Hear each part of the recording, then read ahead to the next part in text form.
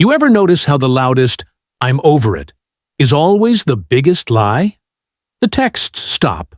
The posts vanish. They act like they've erased you. But here's the truth. Silence isn't moving on. Silence is the scream of what's still there. Today, we expose the 4 hidden signs someone's still emotionally attached, even when they pretend they're not. You know what's fascinating? The lengths people will go to convince the world and themselves that they've moved on. They post the pictures. They flaunt the new relationship. They make sure everyone sees how unbothered they are. But here's the thing. Real indifference doesn't need a billboard. Real detachment doesn't come with a press release. When someone is shouting from the rooftops about how fine they are, how happy they are without you, that's not freedom talking. That's insecurity screaming. Think about it.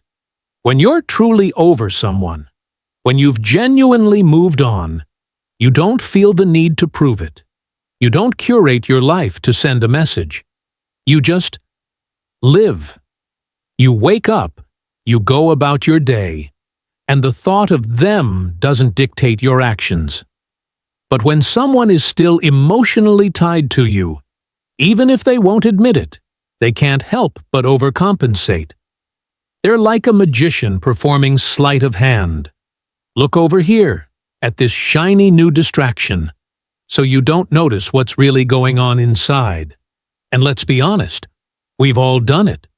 We've all had those moments where we post something just a little too perfect, just a little too, "look at me now," hoping they will see it, hoping they will feel the sting of regret. But here's the painful truth. If you're still trying to make them feel something, you haven't moved on. And if they're still trying to make you feel something, they haven't either. This is why silence is so revealing. Because silence doesn't perform.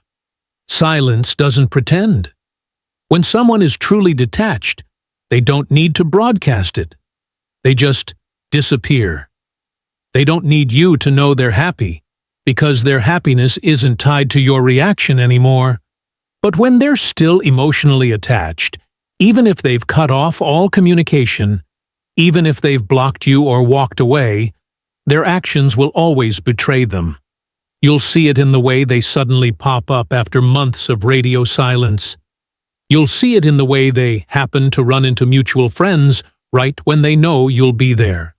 You'll see it in the way they can't resist leaving little breadcrumbs, liking an old photo, mentioning your name in passing, anything to keep a thread of connection alive. Because here's the thing about emotional attachment. It doesn't just vanish because someone decides to act like it has. It lingers, it hides, and then, when you least expect it, it surfaces. So the next time you see someone working overtime to prove they're over you, don't fall for the performance. Don't mistake their theatrics for truth. Real moving on is quiet. Real moving on doesn't need an audience. And if they're still putting on a show, chances are the curtain hasn't closed on what they really feel. The question is, are you going to keep watching, or are you going to turn your attention to something and someone who actually deserves it? There's something painfully ironic about how modern technology has turned moving on into a spectator sport. We tell ourselves we've cut ties, we've blocked them, we've let go, but then we find ourselves in the shadows, watching, scrolling, keeping tabs without a trace. And here's what no one wants to admit. If you're still checking, you're still connected. Maybe not in the way you once were, but in that quiet, compulsive way that betrays what the heart hasn't released. We've all been there. That moment at 2 a.m. when curiosity wins. When you tell yourself just one look at their profile won't hurt.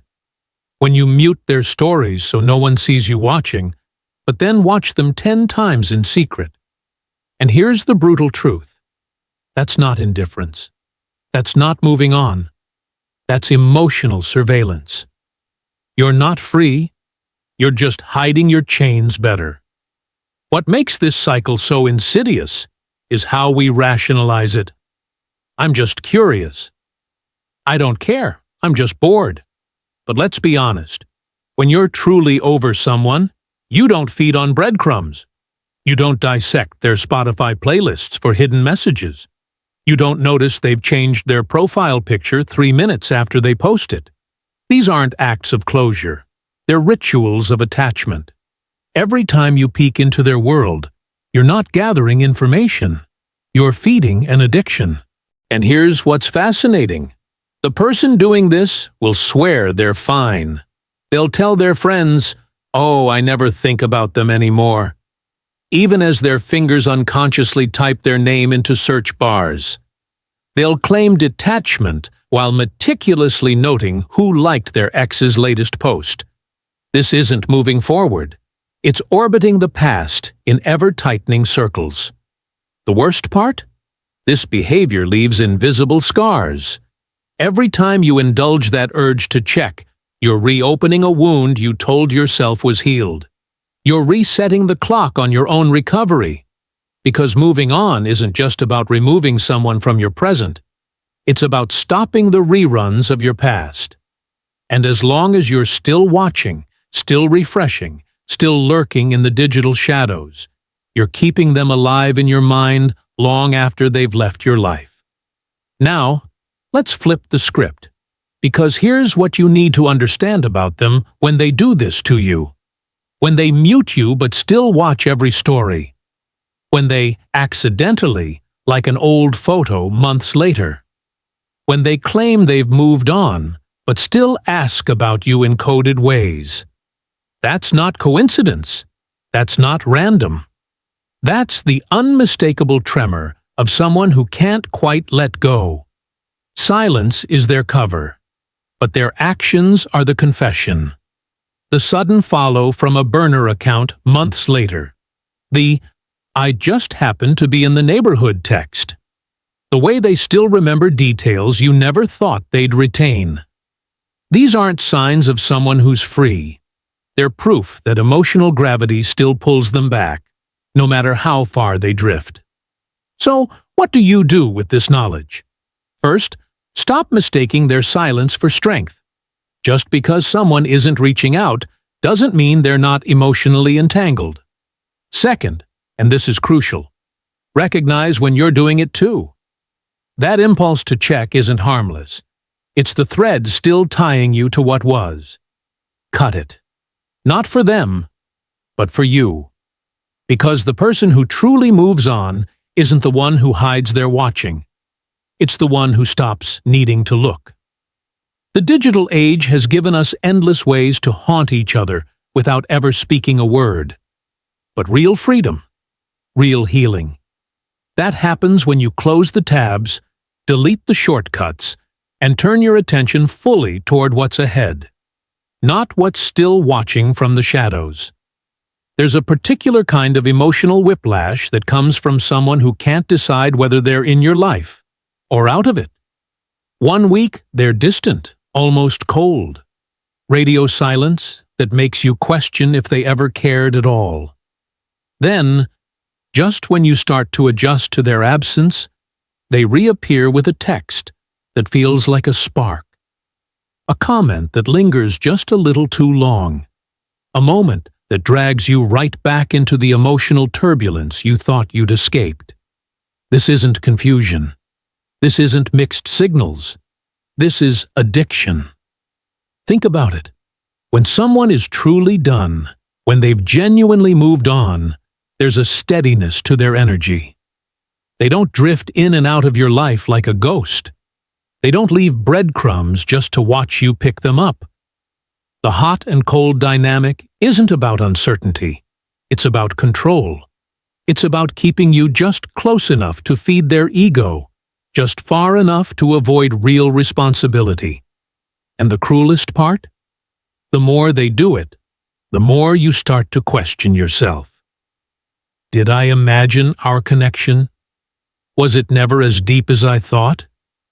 No, You didn't imagine it. But here's what's happening beneath the surface. They're not torn between wanting you and not wanting you. They're torn between the comfort of your attention and the fear of what it would mean to fully claim it. They miss you when you're not there, but when you are, they remember why they pulled away in the first place. It's not you. It's their own inability to sit with the weight of real intimacy. And let's be honest, this isn't just something people do to us. It's something we've all done to someone else. We've all had moments where we reached out when we were lonely, only to retreat when things got too real. We've all sent the late night, "I miss you," only to wake up the next morning pretending it never happened. But here's the wake-up call. Every time you tolerate this behavior, or worse, mirror it, you're teaching people how to love you in halves instead of wholes. You're signing up for a relationship with someone's potential instead of their reality. The truth is, consistency is the only real measure of someone's emotional investment. Words are easy. Moments are easy. But showing up day after day, even when it's not convenient, that's where intention proves itself. Anyone can send a text when they're bored at midnight. The people who matter are the ones who answer you in the daylight, when there's nothing to hide behind. So the next time someone hits you with the hot and cold routine, don't waste your key. There's a dangerous myth we tell ourselves about time, that it heals all wounds, that distance erases attachment, that if someone walks away cleanly, they must have moved on cleanly. But here's the truth. Emotional maturity forces us to confront. Feelings don't operate on a schedule. You don't get to set an alarm for the moment someone should be over you. The heart doesn't work in straight lines. And that's why the most dangerous attachment isn't the one that burns hot and fast. It's the one that simmers in silence, only to erupt months or even years later when everyone least expects it. Think about the stories we've all heard.